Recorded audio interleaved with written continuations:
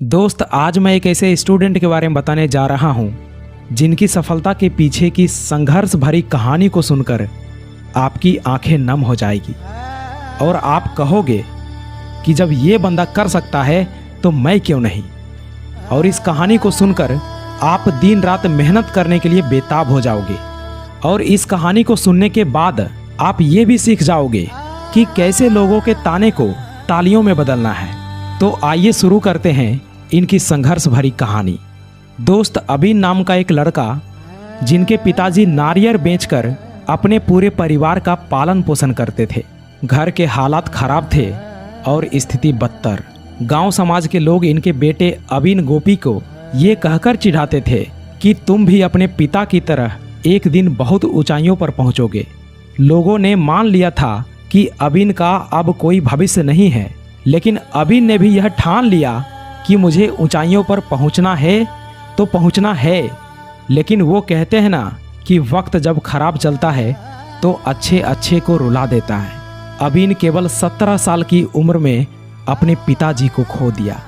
उसके बाद अभिन के घर की हालात और भी खराब हो गई, क्योंकि इनके पिताजी के अलावा घर में कमाने वाला कोई नहीं था। और जिस उम्र में लोग करियर बनाना शुरू करते हैं, उस उम्र में अभिन ने घर की जिम्मेदारियां उठाना शुरू कर दिया। अभिन बिल्कुल टूट गया था, क्योंकि जिनके पिता नहीं होते हैं ना, उनकी आधी शौक मौज मस्ती घर की जिम्मेदारी ही मार देती है।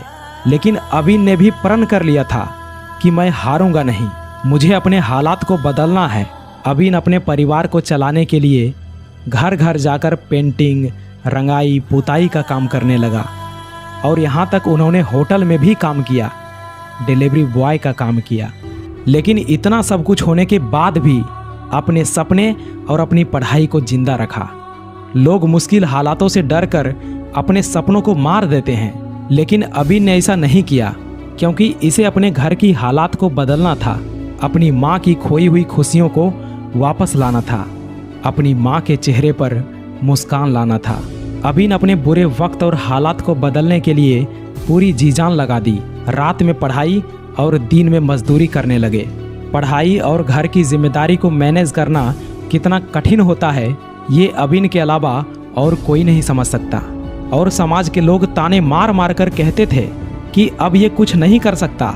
लेकिन इसी तानों की भट्ठी में खुद को तपाकर, खुद को जलाकर इतिहास रच दिया।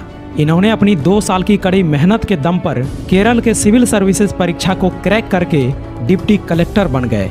सैल्यूट है ऐसे वीर योद्धा को जिन्होंने इतनी विकट परिस्थिति में भी हार नहीं माना और यह साबित करके दिखा दिया कि अगर इंसान चाह ले तो अपनी किस्मत में लिखा हुआ तकदीर को भी बदल सकता है।